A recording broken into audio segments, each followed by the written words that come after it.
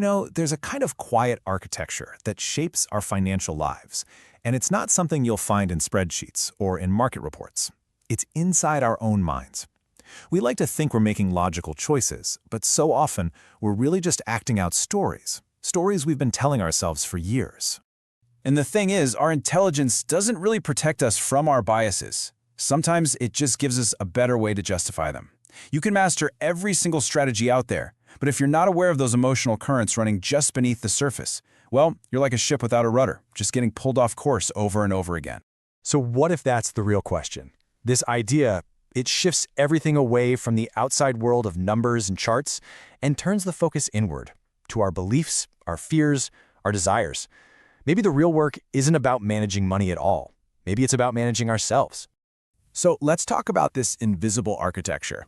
Our financial decisions, they're not made in a vacuum, right? They're the product of everything that's come before. Our personal history, our unique experiences, all the little stories that shaped how we see the world. Every choice, no matter how irrational it might look to somebody else, it makes perfect sense to the person making it. Their decision is just a logical response to their own personal history, a history you can't see. The person who lived through a market crash sees risk where someone else sees opportunity, and neither one of them is wrong. They're just playing completely different games. The truth is, we all live inside a bubble that's been formed by our own past.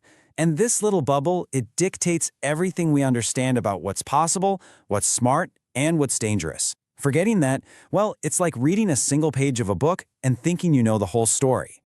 Our minds, they're wired to look for patterns. We crave a sense of control. So we build these neat stories of cause and effect, of effort leading to reward. But in the world of money, this desire for control, it's often just an illusion. Behind every incredible success story and every tragic failure, there are these forces we don't like to talk about: luck and risk. We'd much rather hear stories about individual genius or some terrible mistake because those feel more orderly. But the truth is often a lot more random and, frankly, a lot less comforting. Just think about this. You have two brilliant kids, both fascinated by computers. One is Bill Gates. He happens to go to one of the only high schools in the entire world that had a computer. That's a 1 in a million stroke of luck. His friend, Kent Evans, just as brilliant, sadly dies in a mountaineering accident before he can even graduate. A 1 in a million stroke of risk. One outcome, we all know. The other, we'll never know. That's the uncomfortable reality of these forces that are just beyond our control. We're just drawn to comforting stories. The person who wins the lottery or the one stock pick that changes a person's life. These are what you'd call appealing fictions. And we believe in them not because the odds are good, but because the story itself just feels good. The dream feels a lot more real than the data. A spreadsheet, it doesn't feel fear. It doesn't get greedy or panic when the market tumbles. But we do. A plan that's mathematically perfect but emotionally impossible to stick with is, well, it's useless. Real long-term wealth isn't built on cold rationality. It's built on reasonable behavior, the kind you can actually maintain when the world feels like it's falling apart. And just as powerful as our own internal biases is this external pull, this social comparison. It's like a quiet gravity, always there, constantly warping our decisions, whispering that we don't have enough. And that's really the core of the problem, isn't it? The goalpost for what's enough keeps moving because we let it be set by what other people have. It's a game with no finish line, no ceiling. The only way you can possibly win is to just stop playing their game. Figure out what enough means for you, and then protect it. Think about it. When you see a Ferrari drive past, you don't really think, wow, the driver of that car must be an admirable person. You think, man, I wish I had that car. The object just becomes a mirror for our own desires. We buy these things hoping for respect, but nobody is as impressed with our stuff as we are. They're too busy just imagining it as their own. And this all leads to this fundamental confusion.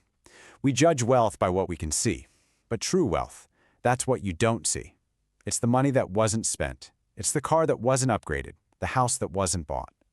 Looking rich is all about spending, but being rich, that's about restraint. One is loud, the other is silent. And right there is the paradox. The very act of trying to show off your wealth is the most efficient way to get rid of it. It's like a performance that costs a fortune, where you end up sacrificing the quiet reality of financial freedom for loud and ultimately empty applause. Building wealth over the long haul, it's not free. There's a cost. But it's a cost that doesn't show up on any price tag. It's a psychological price, and it has to be paid. When the market falls, it feels like a punishment, like we're being fined for making a mistake. But we should try to reframe that. Volatility isn't a fine, it's a fee.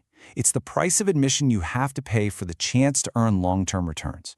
And if you're not willing to pay that fee, you just can't get on the ride. You know, our minds are just wired to pay attention to threats. Bad news feels urgent, it feels important. A warning about a market crash grabs our attention, but a projection of slow, steady growth over 20 years? That can sound a little naive. And that's why fear sells. It grabs us, even when that quiet, slow march of progress is really the most powerful force there is. The mindset that helps you build wealth, it's not the same one that helps you preserve it. Getting rich often means you have to take some risks, be an optimist. But staying rich, that requires humility. It requires you to avoid ruin at all costs. The greatest skill in staying wealthy isn't chasing the highest returns. It's just a deep understanding that your number one job is to stay in the game.